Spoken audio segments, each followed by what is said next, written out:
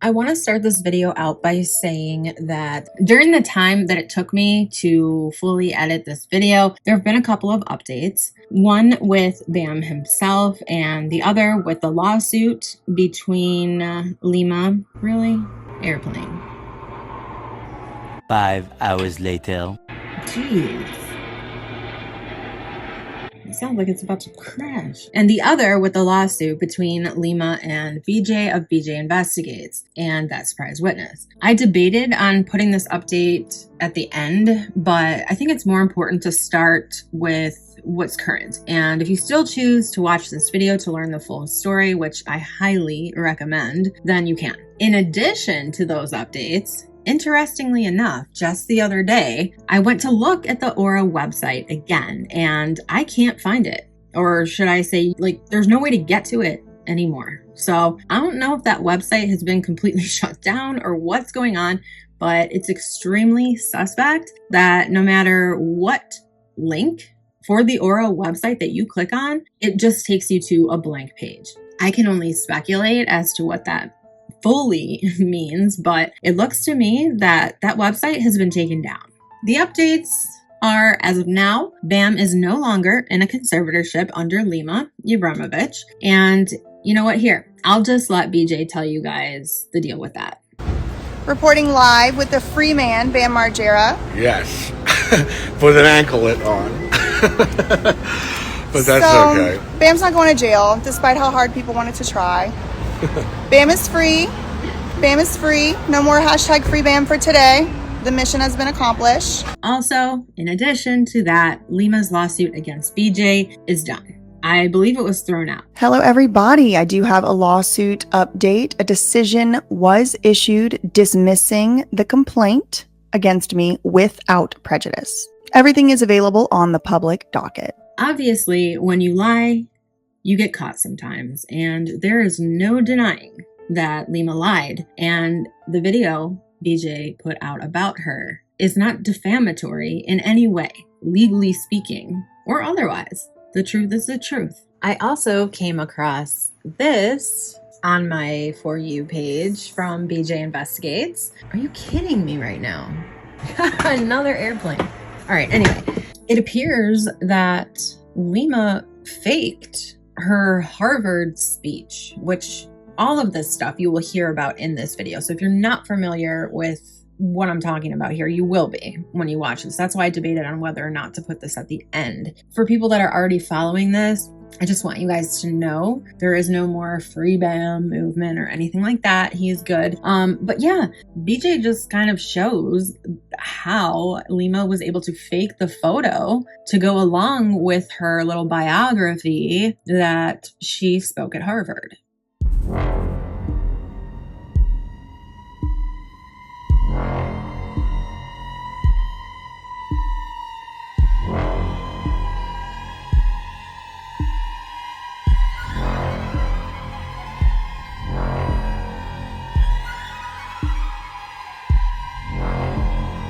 Let's get into all of this from the beginning.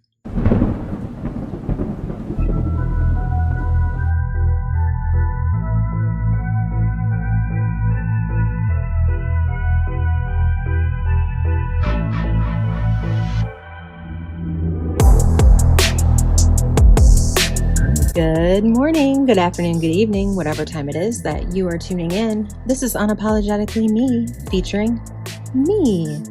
No special guest, just me.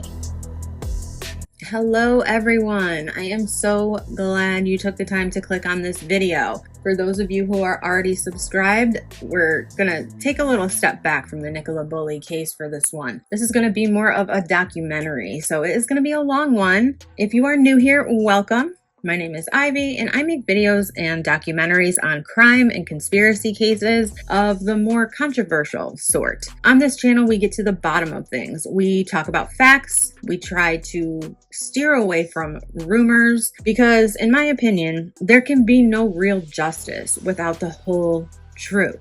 To all of my current subscribers, thank you guys so much from the bottom of my heart. I appreciate you endlessly for your support, your likes, your comments, your shares, your emails of information. I enjoy all of it. We are building a community of intelligent truth seekers who are not afraid to use their voice. And I could not be happier with the people who have chosen to hit that subscribe button and contribute in any way that they can to help spread awareness and bring the truth to light. This is going to be a long one. Like I said, it will be more of a documentary because there's a lot to unpack with this situation. So grab a coffee, a Coke, a water, a snack, buckle up because we're about to get into it. So like I said, we're going to take a break from the Nicola Bully case today. We're going to talk about something completely different, or at least it would appear to be completely different from the outside. When we open it up and we talk about people in positions of power abusing their privilege, there are many similarities. Today we're going to talk about a whole handful of things, but we're going to talk about what's been going on with Bam Margera. I'm Bam Margera, and I feel like kicking my dad's ass all day today.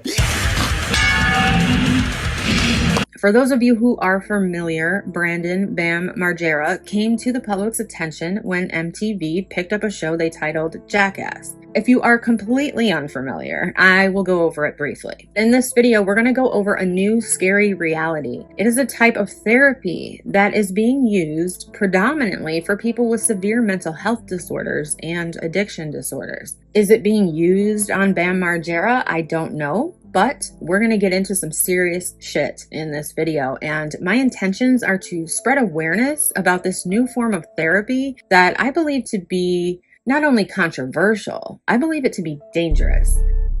I'm Brennan Spiegel, Director of Health Services Research for Cedars-Sinai. I could not disambiguate this virtual reality from real reality. Everything's down to the high level of details. You can even see the track marks on the person's arm right here.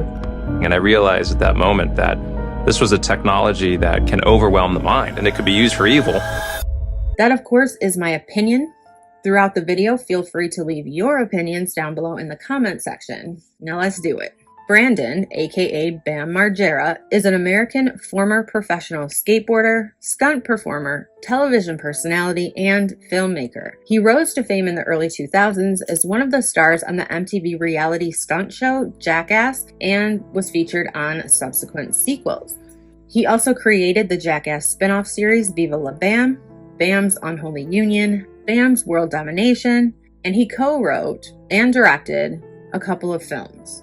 I personally never watched a lot of Jackass, but I did watch Viva La Bam, and judge me if you will, I'm used to it. I found that show to be absolutely hilarious. I myself used to play little pranks on my parents. I never would have hit them, but I used to play pranks on my parents all the time, and I found it to be hilarious.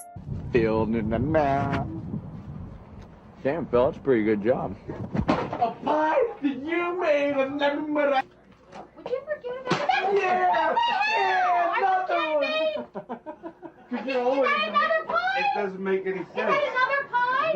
What are you, a jerk? Now I gotta get it out of there. And that's getting in the heather. There's no more, right? Is that it? That's the end? You swear? Bill comes home in 1 hour. He mows the lawn on every Wednesday. Oh, the film is fake.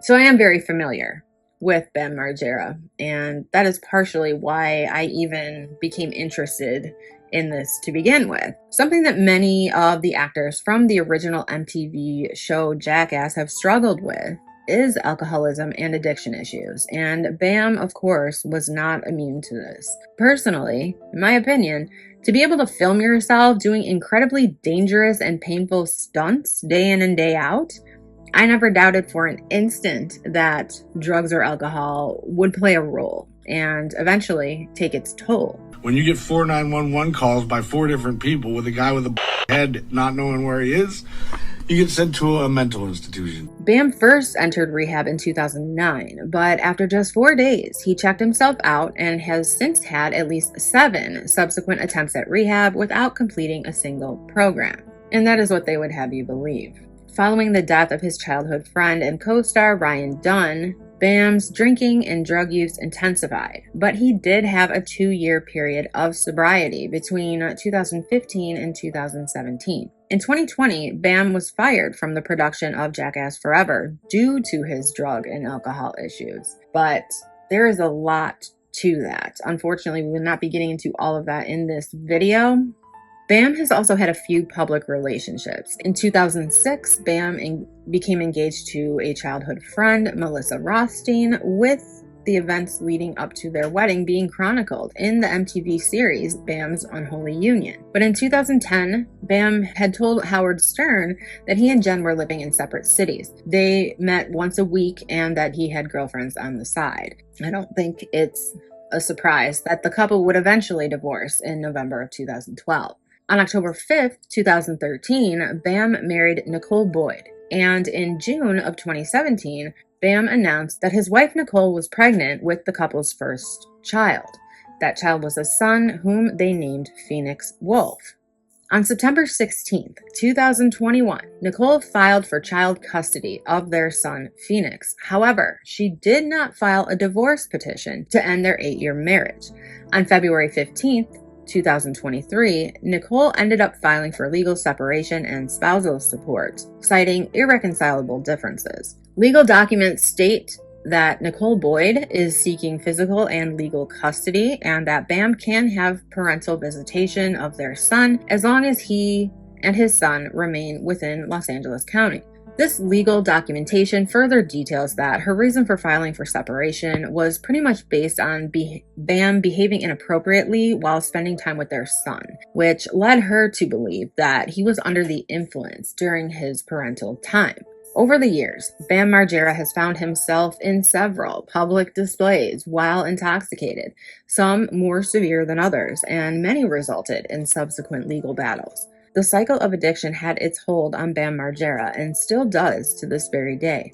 The most recent public report was on June 1st of 2023, where Bam posted a video on Instagram threatening to smoke crack until he's dead, unless he's allowed to see his son. After that, he was placed on a 5150 hold after the police found him in Los Angeles, California on June 4th, 2023. And that brings me to my reason for making this video. Because since that 5150 hold that I looked into, I have recently discovered that Bam is in a conservatorship, naming a woman by the name of Lima Yovic as his guardian since 2021. How much in contact are you with Bam these days? Not much at all. So yeah, he's in a program. And the good thing is now is he's under a conservatorship. And it's not a conservatorship, it's a guardianship. Oh, really? The conservatorship Britney has... Spears. It's Britney, bitch. And this is where the controversy begins. There is like a little bit of confusion amongst people about whether or not Bam is in a conservatorship or it's a guardianship.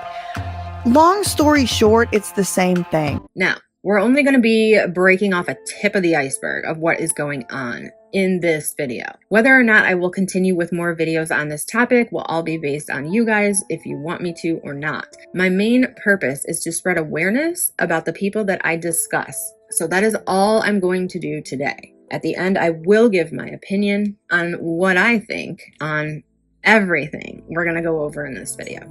You can all feel free to leave your opinions down below. So who is Lima Yovic? Lima is founder and CEO of Aura, which is a data-driven technology platform for healing mental health disorders. She is a mixed reality experience designer specializing in clinical virtual reality systems with a focus on digital treatment tools for substance use disorder, as she calls it. Though it has also been said that she works with the military and war veterans who are suffering from PTSD, as well as people with severe mental health disorders such as schizophrenia. It has been said by Lima herself that she decided to go into this type of work due to her twin sister's mental health battles.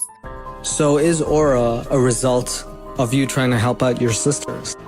Yes, actually, Aura was bloomed from a desire to help my sisters, but it also exists to better treatment for all mental health illnesses. The Yevremovich Institute of Behavior and Brain Sciences, or JBS, was bloomed from a desire to create tools to improve mental health care research and innovations and make those tools available globally to all that need them. Lima specializes in digital health. She is well known in the tech community for her speaking engagements and role as an ambassador for bridging innovative technology with healthcare and providing insight on the emerging markets of virtual reality, artificial reality, and artificial intelligence. Lima's insight into psychology and isolated, controlled environments allows her to provide diagnostic guidance on mental and behavioral immersive content, applications, and functions. As CEO of Aura, her life's work is dedicated to leading the evolution of patient-centered care with emerging technologies and helping those with complex PTSD and mental illness manage their well-being. Lima was a featured speaker at Harvard Medical School in 2018 and did a presentation titled, quote, "Rewiring the Brain with Virtual Reality," unquote. In 2019, she was a speaker at the University of Arizona Healthcare Symposium and discussed virtual reality as an asset to talk therapy and medication, focusing on how immersion makes patients present and how that helps reduce relapse. Well, I have to admit, that sounds like a great concept, right? I mean, when we think about mental illness and addiction and how many people in the world actually struggle with these things, it seems like any new treatment option that may help would be a blessing. But how much do we really know about treating mental illnesses as severe as schizophrenia and long-term addiction through virtual reality? Obviously, for any type of treatment to be given the green light, there has to be experiments run, right? We have all heard about AI or artificial intelligence beginning to take over a lot of roles that actual people were filling. But in my opinion, at the end of the day, it's the A of the AI that scares me. Artificial intelligence is still very unknown. And not only that, the people behind artificial intelligence are who? Now, that's the scary thing, in my opinion. Have you guys seen the movie Megan? You guys know I have daughters, and of course, Megan was a movie that one of my daughters just had to see, so we watched it. And if you haven't seen it, it's about an artificial intelligence doll that was designed to learn about the child that it was bought for. So basically, you would buy this doll, you'd give it to your child, and through your child's interacting with it and playing with it, the doll would learn all about your child and bond with your child. It's like, who needs real friends when you can have a Megan doll? Well, in this movie, it turned out that there was some sort of defect in the programming of this doll, and it actually was able to reprogram itself while also building this bond with the girl. And the doll basically became completely psychotic and started killing people. It was basically a sociopath because, I mean, let's face it, a doll can't have real feelings, but it can learn to imitate them, which is what sociopaths do. Some do it very successfully and have very healthy and successful lives, don't get me wrong, but others not so much. And that's the thing. Yes, this was just a movie, and it was a little bit cheesy, but the message to me was very clear. We do not know enough about artificial intelligence to begin creating it and using it on a massive scale, especially when real live human beings are being used as test subjects. When I read a few articles in the past about artificial intelligence, I read that people were finding that they really couldn't predict what these artificial intelligence machines, I guess I'll call them, or robots or whatever, would do. Many of the experiments failed or had some kind of defect with them to where they knew that they had to rethink things and they could not make this work. I don't know if I'm making sense. Let's just move on with the video before you guys start clicking off. You guys have the gist of who Lima is. Let's get into what started this whole thing. There is a YouTuber by the name BJ. Her channel is called BJ Investigates, and she also has a secondary channel titled that silent witness. At present time, BJ is being sued by Lima Yovic for defamation. This defamation suit comes from a video that BJ Investigates put out titled Virtual Reality Hell, the Amanda Rab Story. And I will link this video in the description box below because you just have to see it if you want to really understand what the problem is. And it will take you down a whole rabbit hole on her channel where you can learn everything about what's been going on here. But basically, this video tells the story of Lima Yovic, who exploited a woman by the name of Amanda Rab by basically making her a test dummy and a cash cow for her company Aura. Now, Aura claims, as we talked about earlier, to help people overcome triggers through exposure therapy in virtual reality. None of the practices, in my opinion, seem legit or based on any type of real science. I guess the point of everything is Amanda Rab has since passed away under the direct care of Lima in 2001. The same year, Lima became conservator of MARGERA. So who was Amanda Rab? Amanda Rab was a drug user and prostitute who was being documented by another popular YouTube channel called Soft White Underbelly. This channel is run by a man named MARGERA, and he basically goes out to Skid Row and places like that and talks to addicts. You know, people say, oh, what you're doing is exploitive all the time. Look, a hotel, the hotel I'm staying at while I'm here in Tampa, they're exploiting my need to sleep. The restaurant that I had breakfast at is exploiting my hunger.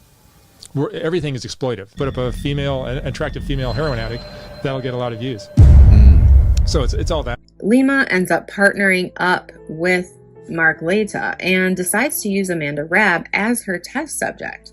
And the way she ended up using Amanda was after first attempting to get a conservatorship over Amanda, and when that failed, Lima was able to basically pin Amanda between a rock and a hard place, either jail or therapy. Lima went to court on Amanda Rab's behalf and petitioned to have a conservatorship, basically guardianship or custody over Amanda Rab, so that Lima could make her health decisions for her and help her get into therapy. And maybe that way she would end up staying sober, off the streets, and stop ending up in jail. So she spoke with Amanda and she basically gave her this ultimatum. Either you're going to be in jail or you can come and do this therapy with me and potentially get better. Of course, Amanda's going to choose therapy over jail, right? The court agreed and allowed Amanda to be released to Lima.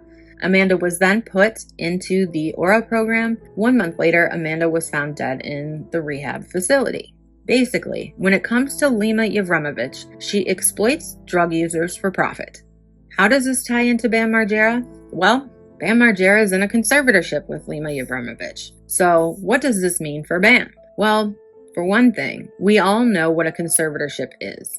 We've heard about it with Britney Spears, Amanda Bynes. Everybody knows who Britney Spears is, and everybody knows about her conservatorship and the whole Free Britney movement and everything to do with that. We know that conservatorships can be very dangerous for the person who is in one. Conservatorships are meant to help the person, but people in places of power, especially when money is concerned, can grossly mishandle their duties as conservator. So let's just talk about Amanda Rab a little bit more. Imagine having the choice laid out before you of either living a long life of abuse and addiction on the streets of Skid Row and suffering, or passing away young, yet sober and with your dignity intact. What would you choose? Amanda Rab didn't have that choice.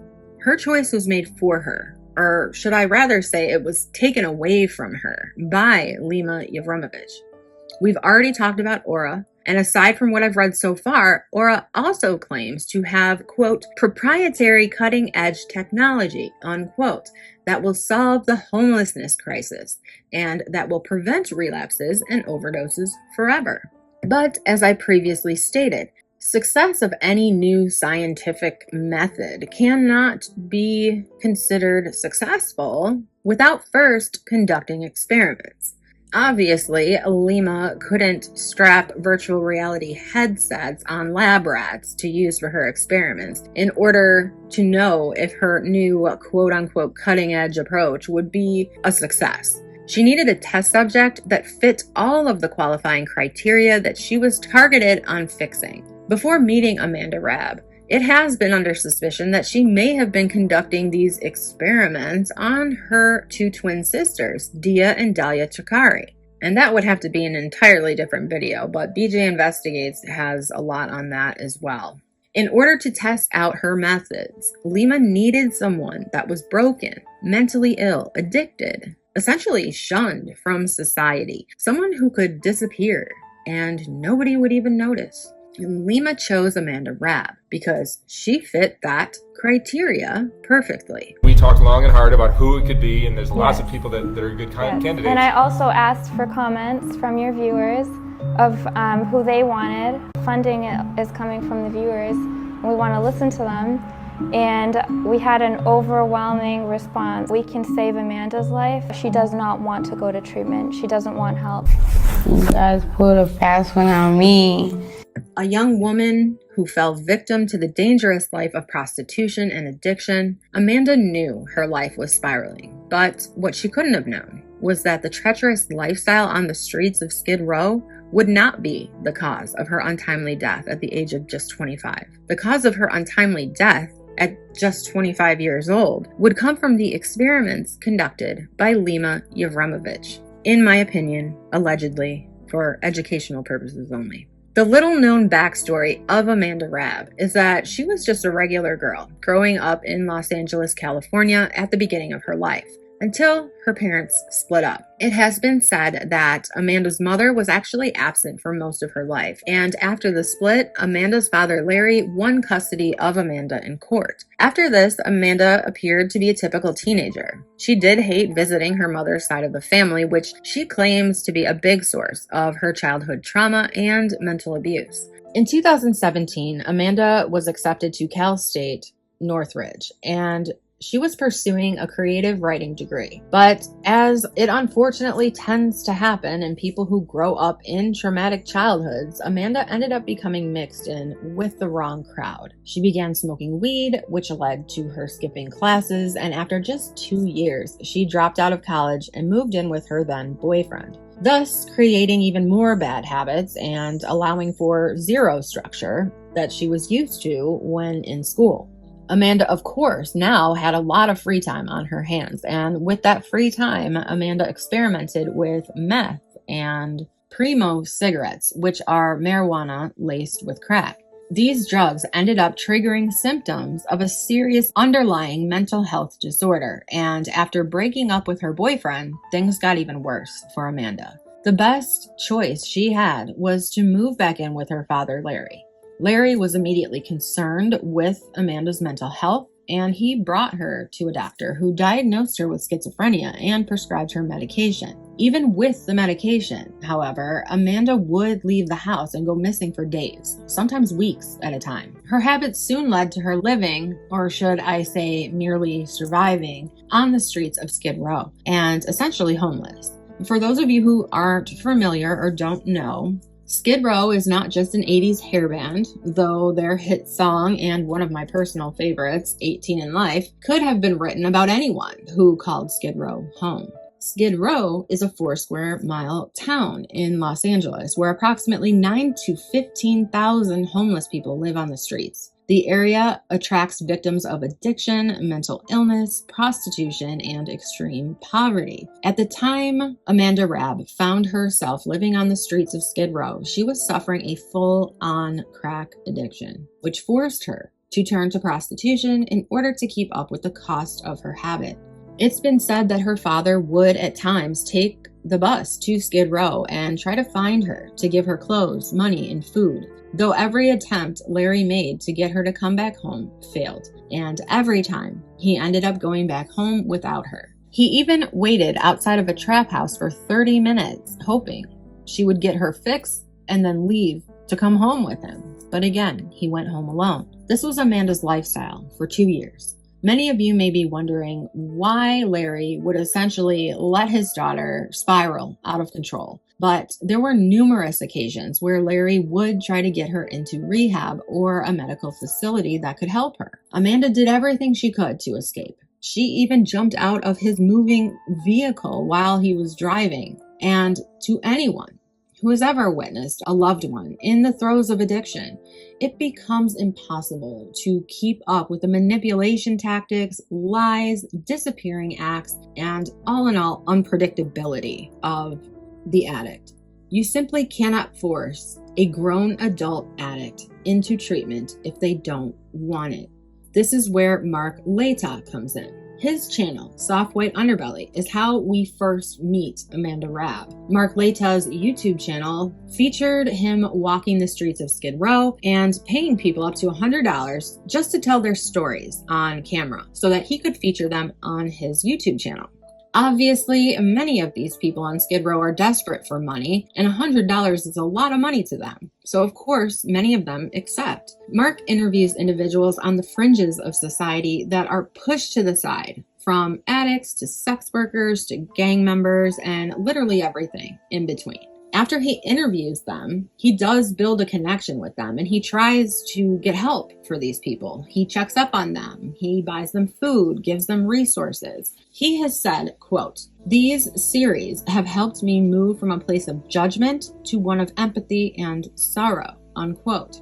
Amanda's interview became one of Mark's most popular videos. I didn't have a mom growing up, so it was just me and my father. I had to move to my mom's family's house, so I grew up with them. I just went with them. It was just a better situation. Any problems with that? No. Despite her sad story, she was funny, intelligent, lovable. Viewers became invested in Amanda's life and they were rooting for her success and redemption. Mark was incentivized by his audience to keep interviewing Amanda because his viewers developed a relationship with her. But when Mark uploaded her second interview 3 months later, fans were shocked at what they saw. I grew up with my auntie and uncle.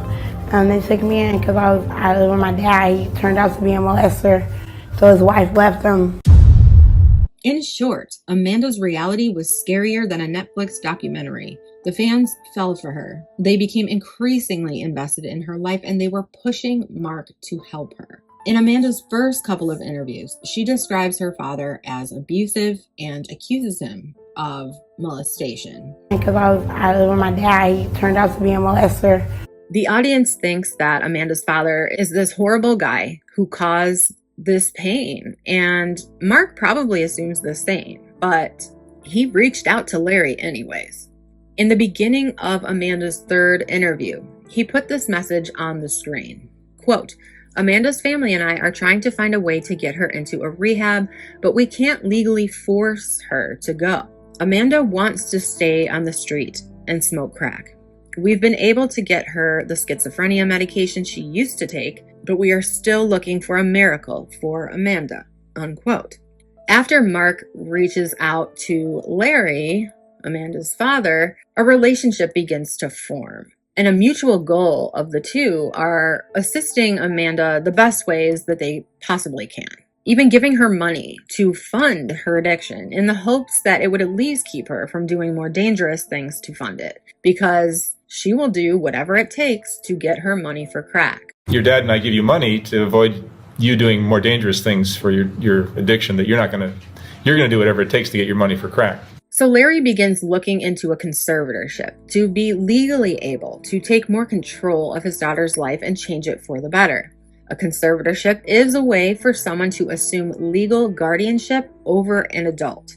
In order for a judge to grant a conservatorship, it needs to be proven in court that the person in question is incapable of making decisions on their own behalf. While Larry was doing everything he could to save his daughter, things got much worse when Amanda allegedly beat her father with a pipe. Nobody knows why, nobody knows where, nobody really knows any details about this situation other than what Larry told Mark, which was that there was an altercation and Amanda assaulted Larry with a pipe. Immediately after this assault, Larry called Mark Laita and asked him what to do. Mark instructed Larry to have Amanda arrested so that they could secure a conservatorship. Amanda is the most difficult case. She does not want to go to treatment. She doesn't want help. Something else has happened with Amanda that kind of helped, right? Yes. She ended up in jail. Exactly. But here's the catch. Larry wouldn't be Amanda's conservator. That power would be given to Lima Yovic. Soft White Underbelly partnered with Aura to announce a scholarship program on August 1st of 2020. This program would select a candidate that has appeared on Soft White Underbelly and give them long-term mental health rehabilitation that will cost an estimated $250,000 per year. The program also includes an extended residency at a rehabilitation facility and a sober living house, along with Lima assisting the candidate in obtaining proper health insurance. Mark and Lima set up a GoFundMe, asking their followers to donate to the cause. At this point, everything appeared to be a positive and genuine initiative. Lucky for Amanda, Mark and Lima saw her as a perfect candidate to be the poster child for Aura. Paperwork in hand, Lima appears at Amanda's court date and convinces the judge and Amanda to agree to a court-ordered 1-year-long rehabilitation treatment at a facility. If Amanda does not complete her treatment, she will be sentenced to 3 years in jail. Obviously, there wasn't much of a choice for Amanda, but she wouldn't even have been in this position if Mark and Lima had not instructed Larry to have her arrested after this alleged pipe incident, which may or may not have even happened. However, knowing that most addicts are not ready to accept help, and given the fact that so many people were rooting for Amanda's success and recovery, it seemed that regardless of how they did it, help was finally there for Amanda, and Lima now had complete control over Amanda for the next year of her life. It was then announced on an episode of Soft White Underbelly that Amanda Rab had in fact been chosen for the program, and everybody was on board with it. Mark and Lima changed the GoFundMe to show that Amanda was chosen and that all resources would be used for her journey in rehabilitation. Amanda was kept in jail for 3 months before being transported to a temporary rehab center in Claremont, California, but ultimately received most of her care at Desert Hope Treatment Facility in Las Vegas. Her first treatment update with Aura is posted at the end of October of 2020, and fans were happy to see her being coherent and somewhat mentally stable. 7 months after the first update video, another would be posted showing further recovery. A smiling, clear-headed Amanda was present and excited about her new, healthier mindset despite her clearly unhealthy amount of weight gain. She also mentions that the medication she's been taking is helping her with her cravings and schizophrenia. And at this point, we're not really sure what Aura is doing that a normal rehab couldn't do. So people have been asking, what is this cutting edge technology that Aura uses? Because it's the power of VR. We also use virtual reality, so we can put patients in triggering environments. Well, we have this clip here. Lima posted this video on the Meet Aura Instagram page, and in the video, Amanda seems to be very taken aback by whatever it is that she's seeing. Is this the Aura facility? I don't know for sure, but if they are studying her and using cutting-edge technology, why are people filming her and laughing like it's a game? Oh my God!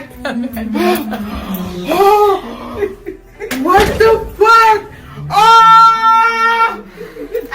Oh my God! Amanda.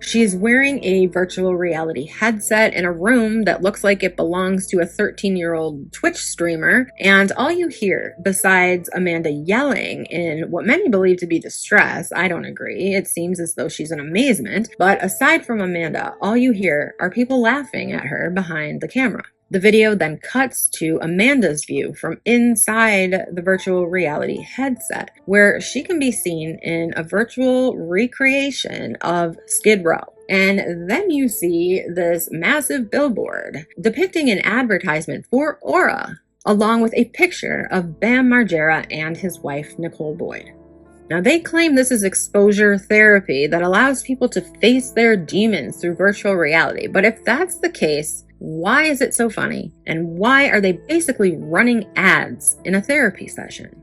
After seeing that post, some people began to think about who Lima really is. Why does this video come off so disingenuous? And what makes her even qualified to be doing this kind of therapy?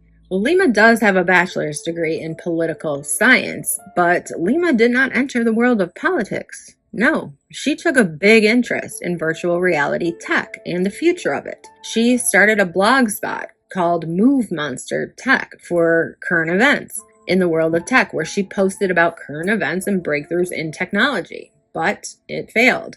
Her second company she founded was The Last Star, which was a corrections education and behavioral counseling organization with the mission of cutting down the incarceration rate within North America. But only one website describes it that way, and any other mentions of her first company are almost word for word the exact same ambiguous characteristics as her current company, Aura. One note to make about Aura is that no one, so far, not even Lima herself, seems to be able to accurately describe what they really do in detail.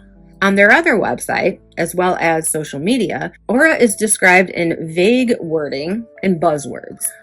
In fact, if you go to the Aura website, you will see that they didn't even finish the website or delete any of the filler text. And to top it all off, they even have a step-by-step process on how you can get someone into a conservatorship.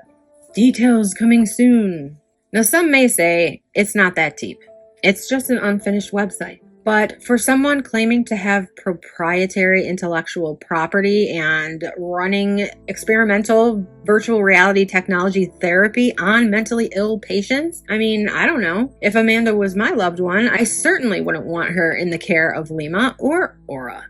On May 9th, 2021, the soft white underbelly community would receive the most devastating and heartbreaking news. Amanda Rab was found dead in her room. She was just 25 years old and at that point was 8.5 months sober. The community was absolutely floored by this news, but they made peace with it due to the fact that she passed with her dignity, clear, coherent, and sober. Lima and Larry were the ones that broke the news to the community. It was said the treatment center staff walked into Amanda's room thinking that she was just peacefully sleeping, but realized that she had passed away. Lima explained that they did a toxicology report, and all she had in her system at the time of her death was Tylenol. Amanda had just simply passed away in her sleep. So they had the toxicology report, but at that point in time, they did not have the full autopsy yet. So Lima tried her best to explain how it is possible that Amanda passed away naturally. Everything from possible brain trauma, from obvious mental issues, and even brutal beatings on the streets, to her going from severely underweight to very overweight in a short period of time, were all seemingly understandable reasons that she could have passed. I mean, to be honest, her long history of drug use was enough to deteriorate someone, even if they did eventually get sober. It is not out of the question when someone does that much damage to their body and brain. Any day could be their last. The community that grew to love and support Amanda through this didn't hear much about Amanda until Lima posted a video 4 months later of her giving a touching speech at Amanda's funeral. But it was when the autopsy report came in 7 months later that people started to raise suspicion. Here is what Lima initially said. The cause of death was marked as a seizure disorder. Amanda never had seizures prior to being homeless, and they believe that it was post-traumatic epilepsy, but they couldn't mark it as post-traumatic epilepsy because of a lack of evidence. Well, okay, Lima, but here's the deal. First off, Amanda never had seizures and allegedly died of a seizure. And second, this video goes over Amanda's autopsy for exactly 1 minute and 49 seconds. The additional 17 minutes, Lima talks about how to solve homelessness and how California spends $16 billion per year to keep homeless people on the streets, and how Aura has a plan to solve homelessness for cheap. Aura also has a supplement that you can buy, and the whole ad ends with the ultimate kick in the teeth, how Amanda's treatment was so effective and essentially proof of how they at Aura can successfully solve this much bigger problem. Now, obviously, this video came across as more of an advertisement for Aura than about Amanda Rabb's death under the care of Aura. People started to realize that Amanda was just an experiment for Lima's company. BJ Investigates, or That Surprise Witness, who I spoke about earlier. She's a YouTuber, but she's also a lawyer with a law degree. So BJ got a hold of Amanda's official autopsy report and pointed out what was really listed on it. And guess what? Lima lied about Amanda's death. The term seizure disorder isn't even mentioned anywhere on the autopsy report. And Amanda did not die of a seizure. In fact, according to official documentation, it clearly states that Amanda Rabb's cause of death was due to a number of contributing factors: cardiac arrhythmia, hypertension, obesity, and schizophrenia. Hypertension, aka high blood pressure, may have been caused by her obesity, but aside from obesity, there are other things that can cause high blood pressure. I have seen lots of skinny people suffering from high blood pressure or hypertension. Other things that can cause high blood pressure would be consistent stress, like from, I don't know, maybe being consistently put in a virtual reality where you are purposefully being triggered day in and day out. So we can put patients in triggering environments. Another report that BJ got along with the autopsy report was the full tox report. Turns out that Tylenol was not the only thing Amanda Rab had in her system, like Lima told everyone. In fact, at the time of her death, according to the court document, Amanda Rab had been prescribed 5 different drugs to be taken nightly to help her remain in a normal state. Gabapentin, Contanine, and caffeine were found in her system, along with trace amounts of cannabinoids and barbiturates. Because I do know a little something about mental illness, addiction, and certain medications that may or may not be prescribed for certain things, we're going to break those drugs down towards the end, when I conclude everything and give my summary and full opinion. But to put it bluntly, and to state a fact, Amanda Rab died under Lima's conservatorship, period. Which inevitably means that this treatment and rehabilitation technology were not successful. Amanda Rab's treatment was supposed to be for 1 year, and she was supposed to survive. And not to mention, for it to be legitimately successful, Amanda would have had to remain sober and integrate back into society, and then still remain sober. Lima lied. There is no arguing that. And what about the community of hundreds of thousands of people that were following Amanda and rooting for her? All of their support, all of the money they donated to various funds, all the free promotion and followers and advertising Lima got for the company. Don't these people deserve to know the truth? The whole truth? If you have been keeping up with the case that I've been covering over the last 7 months now, you will know that I believe one thing when it comes to conspiracies. Not everyone involved actually knows what's going on. There is always truth mixed within the lies. I suppose the question here would be, does Mark Leta know about this? Does he know that he broadcasted the slow killing, allegedly, of someone he was trying to help? Does Larry know? Were they in on it? Or were they merely pawns in a greater plan? Are those of us who see an issue here really seeing an issue? Or is this just another quote-unquote conspiracy theory?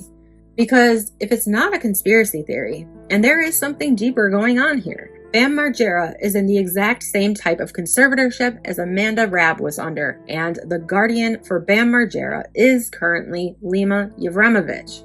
BJ from BJ Investigates has been working day in and day out on this case, trying to get to the truth. She has dug so deep that Lima has even filed a defamation lawsuit against her. The thing is, telling the truth and having the facts to back it up are not defamation. If you want to know more about the case of Amanda Rab, if you want to know more about Bam Margera and what's been going on with him, Those are the two channels you can go to find out more. I believe most of them are on BJ Investigates. And she also has a podcast that's tied into that channel from what I can see, where Bam comes to her house and speaks to her about everything that he's been going through ever since this conservatorship was put into place. I cannot even possibly start from scratch and go into all of this, but I did go to BJ's GoFundMe for her lawsuit, and I know that she really wants and needs the help in spreading awareness about this story, and I completely agree. The things that people in power are able to get away with is sickening. Basically, Lima's suing me, but the truth is the truth. What is right is right. Amanda Rab was taken from the street where she had been living for years and put into court-ordered treatment. The person responsible for Amanda's treatment and care is Lima Yovic. Amanda spent months in a rehab center before she was used as a case study with Lima's experimental virtual reality drug and schizophrenia treatment. We're going to use Amanda as a case study. 1 month later, Amanda Rab was found dead in the court-ordered treatment center. And then Lima, months and months after Amanda died, went back again onto Mark Leta's channel, Soft White Underbelly, and appeared as the star of a video with 1.6 million views entitled Amanda Autopsy Results. And in the Amanda Autopsy Results video, Lima said that Amanda's cause of death was a seizure disorder. That was not true. And so I started making videos about it, calling that a lie. And now I'm getting sued over it. We gotta live where the truth is the truth and a lie is a lie. It would be one thing if all of this happened to Amanda Rab and Lima came up and said, hey, I don't know what happened. We were conducting this experiment and something to do with the experiment must have gone wrong at some point because she passed away in my care and I take full responsibility for that and I am going to find out what happened because I will not allow this to happen to another person. But that's not what happened. In fact, Lima lied to the public, and in my opinion, people don't lie unless they're trying to hide something. I mean, obviously, there's no other reason to lie. That's what a lie is. It's hiding the truth. And if there's nothing to hide, then why are you lying? Are you lying to protect your company? Are you lying to protect your name? Or are you lying to protect something more sinister? This is Amanda Rab's story. This is a story about a broken system. This is a story about the truth. How is our money being used? How are very powerful men using their platforms? To what end? Who pays the price? This is our story. And Lima Yovic doesn't want me to keep telling it. We can really only assume and speculate when it comes to Lima's relationship with Amanda Rab. Did Lima really care about Amanda? Did Mark? Did Larry? Was all of this just a horrible mistake? Or was Amanda Rab a cash cow and a lab rat for everyone involved? There is no question that Mark Leta profited off of Amanda and her story. She made great content. And Larry, who just appears dressed in a pretty fancy suit during his interviews, is a little bit suspicious to me. But again, that's just speculation. All right, so let's get into my opinion. First of all, I believe the use of virtual reality on people who are already very weakened by their illness of either mental or addictive brain disorders, that by putting them in triggering situations could be classified as abusive. And if that sounds harsh, I really don't care. I know a lot about both topics, as I've said earlier, and that is just my opinion. Because anyone who has ever recovered from addiction by way of rehabilitation or AA, CA, NA, any of those programs would know that the first thing an addict should not do is put themselves in a triggering situation. It does not rid those feelings. It starts an instant high. For those of you who don't know about addiction, what happens in a person's brain before they even use their drug of choice or do the thing that they are addicted to, there is a high that begins before the actual high. One of the famous quotes of these support groups is people, places, and things. You learn it in rehab too. In order to remain sober, You have to stay away from people, places, and things that trigger your addiction. It is probably one of the most difficult things to do for someone who has been using for a very long time, or whose drug of choice is something that many people use without much of a problem, such as alcohol or gambling. Or if your partner is also an addict or has an occasional drink or plays scratch-offs at the gas station. If you come from an addictive family and your parents or other family members share in your addiction, you may have to cut everybody off and restart life alone. But that is what these support groups were founded on. They are your family now, they are your friends now, and they are your support now. In my opinion, what Aura is offering is nowhere near for the actual patient to get well. Not at this point in time, unless by chance it works. They are simply conducting experiments to see if they can get to the point that it may actually help someone. We know, according to the autopsy, that Amanda's cause of death was several different things combined. Is it possible that putting Amanda in a triggering state day in and day out caused the hypertension that she was dealing with? Could it have also triggered her schizophrenia to not get better, but to get worse? Could this cutting-edge technology actually have been making Amanda's mental state worse, thus having an adverse effect on her body and causing the needs for more medications? We talked about some of the drugs in her system, and while some were only generally named, such as barbiturates, what kind of barbiturates? What was the name of the medications? Because barbiturates, with an S, plural, I take that to mean that there was more than one medication that was being prescribed. Barbiturates are downers. Gabapentin is also a drug that causes drowsiness, and it's frequently used in people with seizure disorders, which I find very ironic because Lima said she passed away from a seizure, yet seizures weren't noted on her medical chart. So was she having seizures? I also told you guys that I was going to break down some of the medications that were in her system, as well as some of her findings of her toxicology results. And they're shocking. They really are. I haven't heard anyone talk about this specifically. I really want to do another video just talking about this, but I'm going to throw it in here just in case I do move on from this case. So when we're looking at the positive findings, you see a compound and a result. We can just go through that real quickly.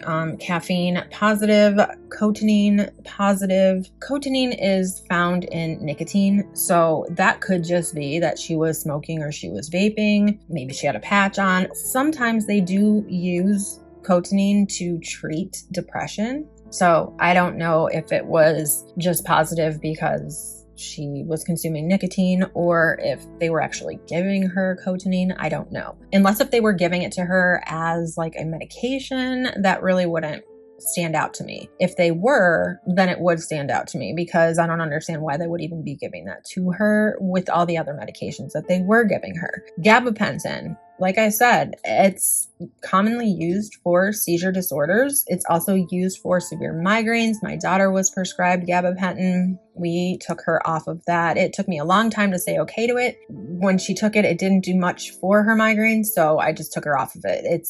It can have a lot of adverse effects, and it also does make you drowsy, and it causes weight gain. Her creatinine levels were normal at 0.87. However, her sodium is extremely low.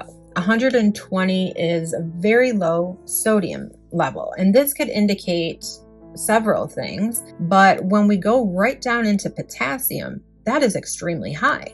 Like normal is like 5.5 to 6.5. We are looking at, that's not a 1.9, that is 19.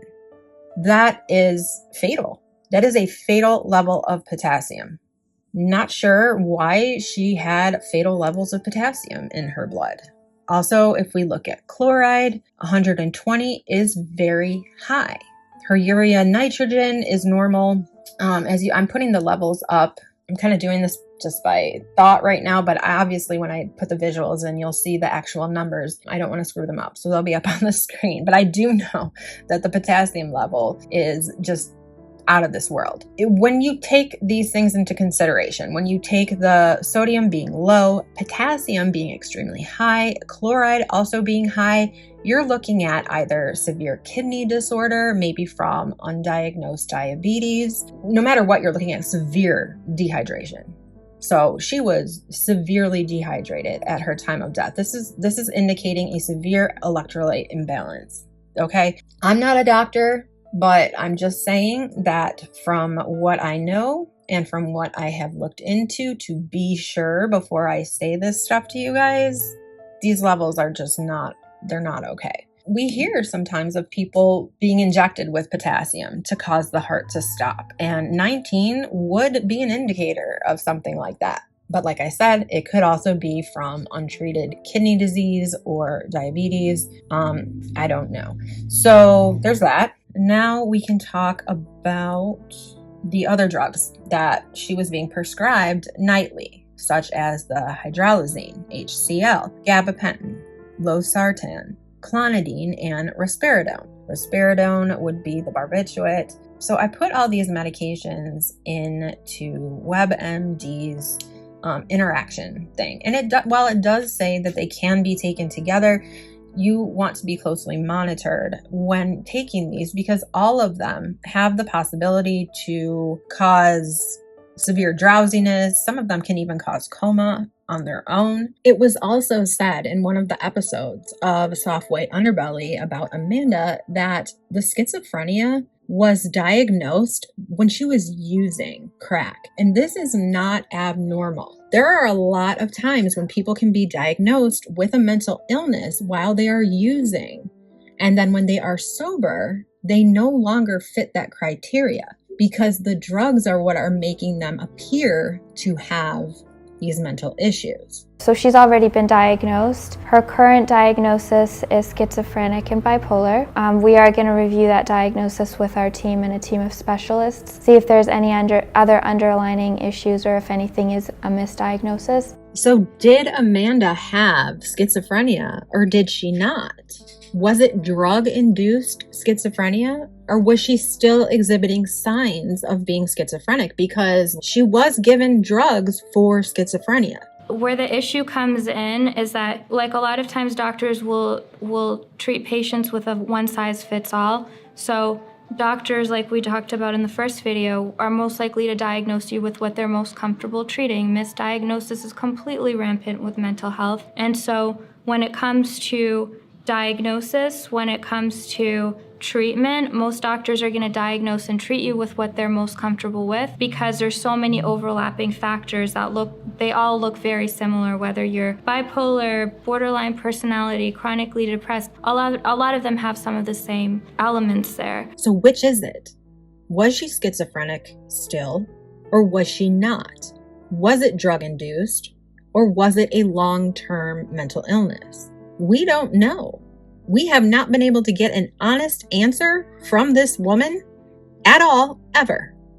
One of the things that we have been questioning is Amanda's current diagnoses from medical professionals. And the reason for that is because the past 7 facilities that she went to were very short stays. And she was actually diagnosed while, using. Exactly. So it wasn't something that we can really go off of. And again, I still have to bring up that when Lima was talking, she said, Amanda never had seizures before she was homeless. Yeah, but she also didn't have seizures at all, like, period. It was never brought up that she was having seizures, yet she seems to have been taking medication for seizures. So when did she start developing seizures? Because she also did not have seizures while she was homeless. I feel like at some point, Amanda developed seizures. And I believe it has to do with this experiment that was being run on her. The gabapentin causing severe weight gain. You guys, this woman was neglected. She was dehydrated. She was given medications that don't seem to have a reason. I do want to be clear here when I say that I 100% understand that Lima Yovic is not a doctor, She's not a nurse. She is not able to prescribe medication. Those medications were prescribed to her by a doctor, not Lima, and not the actual facility, though I can only assume that the doctor worked with the facility. I mean, that's the care that she was under. But this is the thing. Lima is guardian of Amanda. And so that means that Lima cannot just go about her life as if somebody else is taking care of Amanda. Amanda is essentially a child now under the care of an adult. Even though she's an adult, you understand what I'm saying? We were willing to take responsibility, so basically myself. So Lima can't just go out and about and enjoy her life without first thinking about the person she is now responsible for, right? If you're a mom, you don't just go out and party and whatever and just leave your kid at a rehab center, not checking to see what medications they're on, not checking to see how they are in treatment. Now, Lima says that she spoke with Amanda every single day and that she would fly out to see her every few days. Why on earth didn't she question these medications? Because it is very clear by the toxicology report that these medications contributed to her death. In my opinion, like I said, I'm no doctor either. I'm no nurse, but when I just showed you the levels and what those mean, a lot of times these medications together can cause these things. It was Lima's responsibility to make sure that the way Amanda was being treated was in her best interest. And I'm not 100% convinced that that happened. That's the issue here when it comes to the toxicology report. All right, we need to move on, but I'm angry. I'm pissed the frick off that this was allowed to happen. I mean, when you look at Amanda Rab and how full of life she was, yes, she was living on the streets of Skid Row. She was addicted to crack. But look at her in most of these interviews. She is full of life. She's happy. She didn't want help. She didn't want treatment. She was tricked into it. She would have been released that day that Lima showed up with all of this paperwork for this conservatorship. We pitched the concept of being able to have Amanda not do jail time or not just be released on the street where she's going to end up reoffending and in jail. She would have been free for 10 days, right? Not for 10 days. She would have been potentially released the last time I came. That last day that I went to court, she was set to be released back onto the street because there were no other options for her. She would have been released, but Lima convinced the judge that that was not in society's best interest and that she was willing to take full control over Amanda, but she would have been released. And then because of the conservatorship, then it was written up that if the judge okayed this 1 year of treatment and she did not comply, she would be arrested and then put in jail for 3 years. So once that conservatorship and that decision was made final and signed by Amanda, Lima, and the judge, she had to complete it or she would get 3 years in jail. But she was about to just be free. She was about to be released. Do you understand the trickery and mindfuckery that she was given? And then not only that, they kept her in jail for 3 months.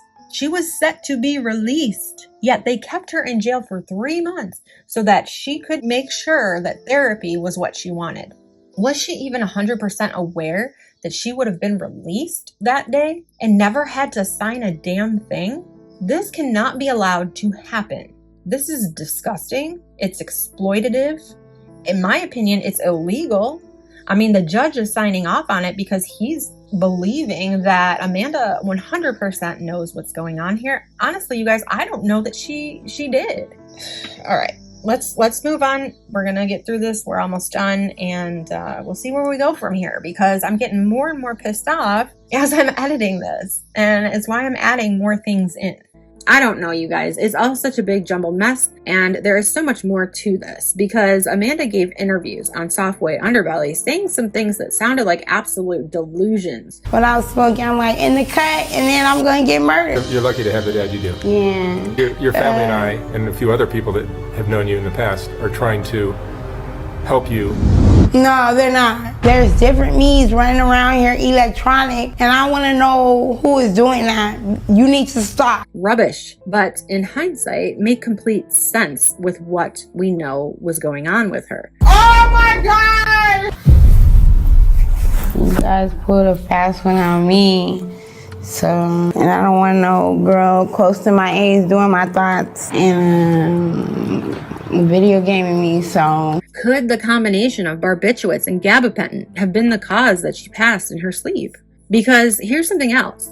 It was said that when Amanda was found, yes, she was found seeming to be asleep in her bed, but that her room was trashed. Almost as if she had some kind of psychotic episode, which in my opinion would only happen one of two ways.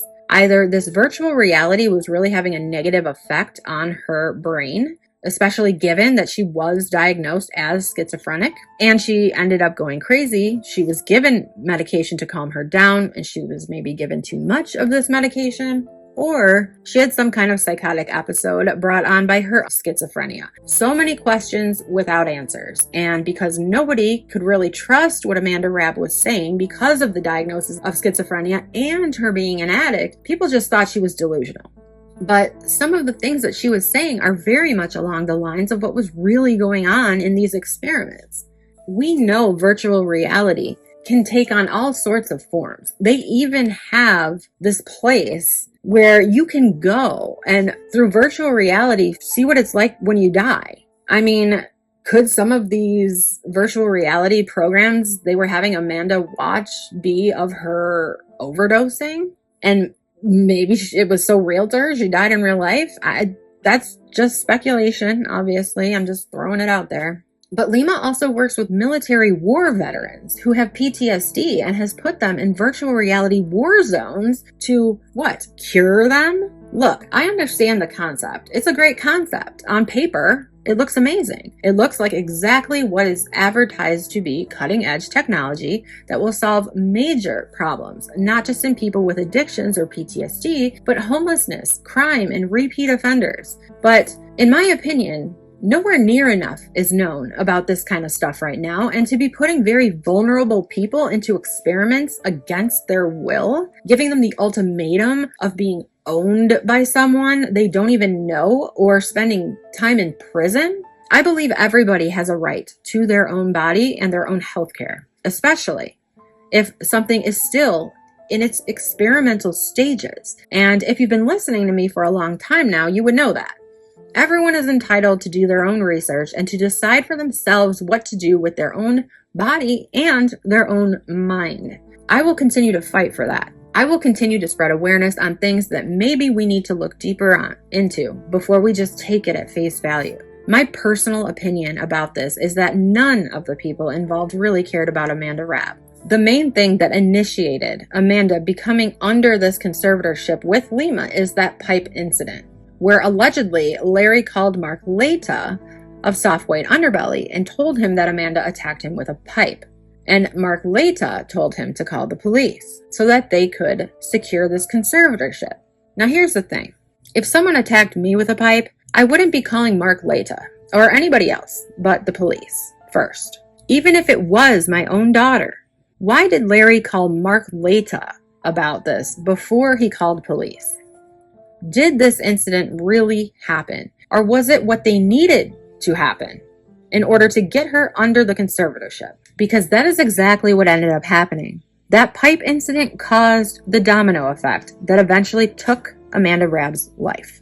I'm going to end with this. Bam Margera was put under a conservatorship in the same fashion as Amanda Rab. Someone who at the time was said to be anonymous called the police on Bam Margera for no reason. It was a setup. We talked about Bam's marriage to Nicole Boyd and Bam's son Phoenix, who is allegedly being held over his head, which I think is disgusting. And I have known moms like that who hold the children over the father's head for money or whatever other reason. My opinion on that is that it should be considered child abuse to poison a child against a parent that truly does love them and has done nothing but love them and support them, regardless of whether or not they have mental issues. It's one thing to keep your child safe and away from someone who, even if it is their parent, if you feel that it is not safe because of substance abuse or mental illness, but it's a completely other thing to poison a child against their father. But anyway, we don't know if that's what's really going on. Bam was at the hotel he was arrested from because he was supposed to be meeting Nicole to see his son and have some visitation time with Phoenix. When he got to the hotel, he got 2 presidential suites next to each other in the hopes that he would stay in one suite and Nicole and Phoenix would stay in the suite next door. And that way he could have time with his son. And she would be right there because that's what was decided on a long time ago when this conservatorship was put in place. And Nicole filed for full custody. But Nicole never showed. And it's my opinion, along with Bam's opinion and everybody else's opinion who's really dug into this and watched the body cam footage, which BJ Investigates has, that this was a setup.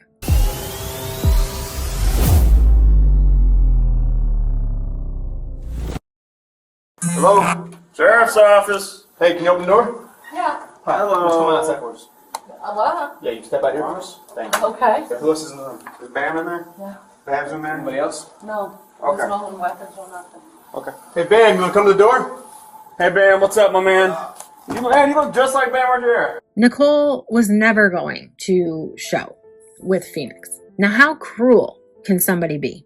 They set him up to be arrested so that Lima could get him under a conservatorship. And with the help of Bam's family, it was pretty easy for her to do that. Melissa Dompierre, she's Aunt Missy to Bam. She was responsible for procuring the hotel rooms. It's in her on name. This hall. She booked 2 rooms. Bam was under the impression Nicole Susan Boyd Margera was going to be here with Bam's son Phoenix. Bam has not been able to see his son at this point of the making of this video in over 150 days. Okay, so he thinks he's going to meet up with Nikki and bring his son to Disney World today. That is what he thinks. Are you okay? No, he'll tell us if he wants to pause. Okay. He's out of his mind. He's totally out of his When mind. it comes to Phoenix, dude, I just have to cry. I'm sorry. I just love him so much.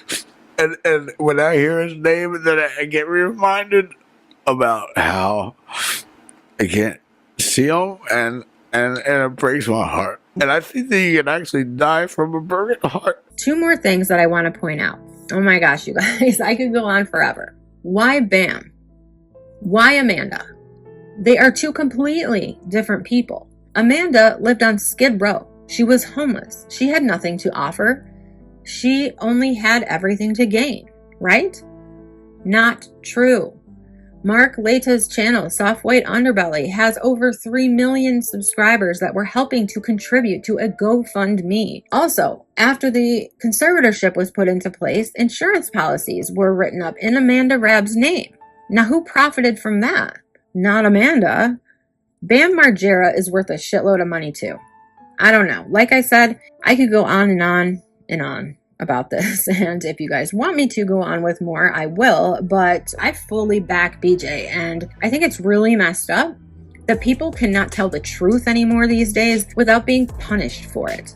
Thank you guys so much for listening. I will talk to you guys on the next one. Please be safe, be healthy, be happy, and always be unapologetically you. Bye-bye.